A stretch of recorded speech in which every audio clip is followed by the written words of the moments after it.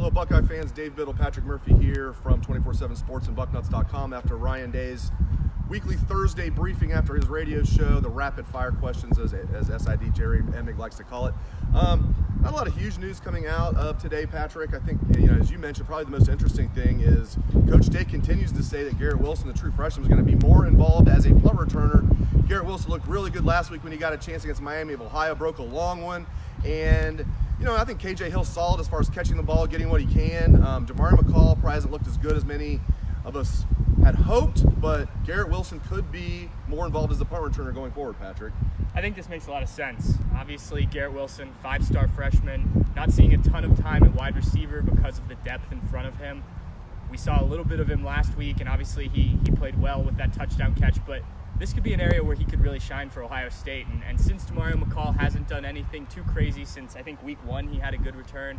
KJ Hill, as you mentioned, some of the other guys, no one's really done much with it. But Garrett Wilson had a really nice return last week. With his speed, with his vision, his hands, I think he could be a really good player at that position and be a danger for the Buckeyes. And not that that's been a bad spot, but Ohio State, given the athletes, the playmakers that they've had, have not had explosive returns in quite a while. So he could be the answer at that position.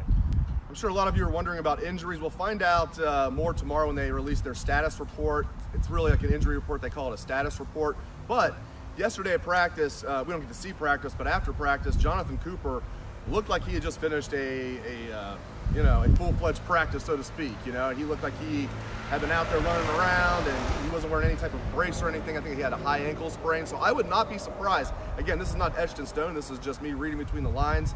If the Buckeyes get Jonathan Cooper back for the big game at Nebraska, and we'll see about B.B. Landers and some of those other guys, but if I had to guess, it looks like, John, we've been hearing for a couple weeks that he was close. Yeah. If I had to guess, I think Jonathan Cooper's going to play in Lincoln on Saturday. Yeah, I mean, this would make sense, right? You haven't really needed him so far this season, going into your first true big test on the road at night, a chance to get him back in there. They've been able to slowly bring him back through the first 4 weeks of the season in terms of practice.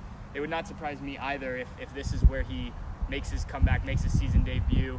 I had somebody ask me yesterday, what about not playing him, given the depth they have at defensive end, saving him for, the last few games of the season? You could redshirt him and bring him back. If he plays, say Ohio State plays him against Michigan, lets him get 100% healthy, saves him for the Michigan game, brings him back for the Big Ten championship game, and then possibly the college football playoff, which would be 2 games. That's the 4 games he could still redshirt this season.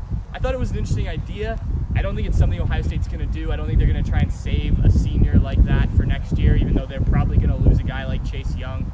But an interesting idea, I thought, that, we've seen, just as recently as this week, players deciding to redshirt and maybe transfer, maybe come back to their teams next year down in Houston. So another way you could play with that redshirt rule. But I think Jonathan Cooper is going to play well before the Michigan game, and it would not surprise me if it's tomorrow or Saturday, I guess, at Nebraska.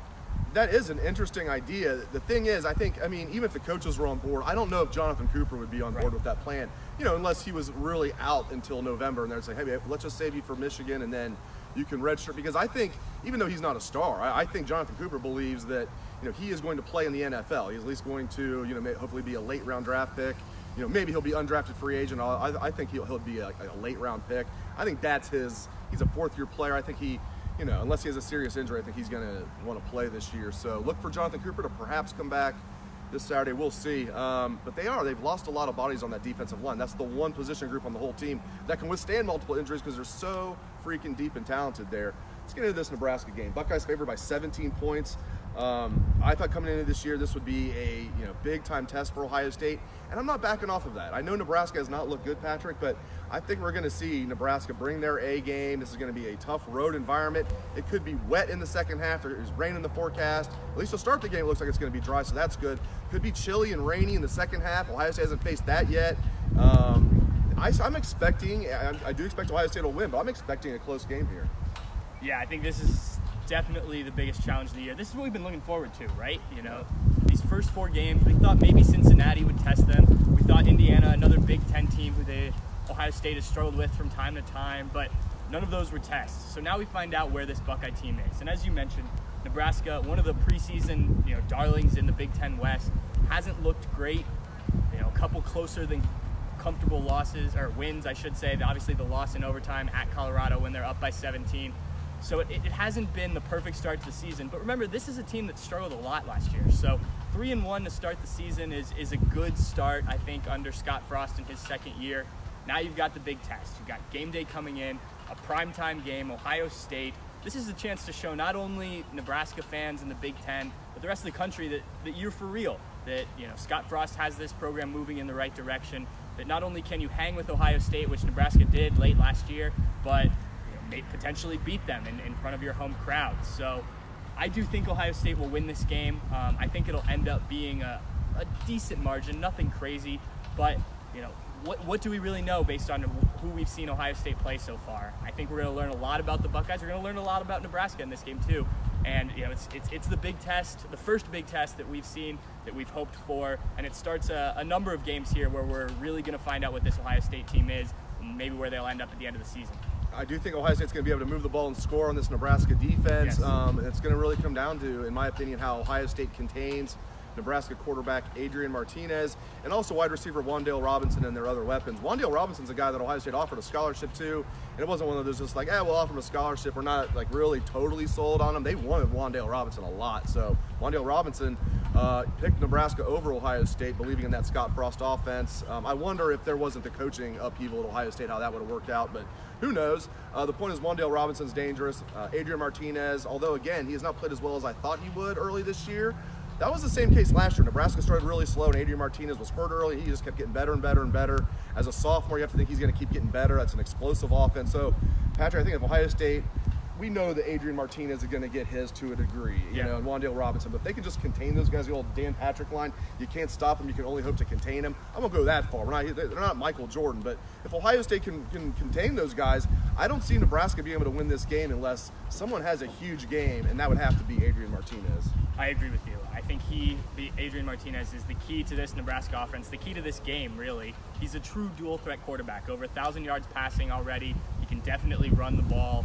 They have a very good scheme to get him making decisions, and he's usually pretty smart about it. The one thing I think that could turn this game and very much make it in Ohio State's favor is the turnovers. Nebraska has 9 fumbles, I believe 3 interceptions or so this season. They've turned the ball over a lot. This Ohio State defense in the last couple games has been opportunistic. Chase Young with 2 strip sacks last week.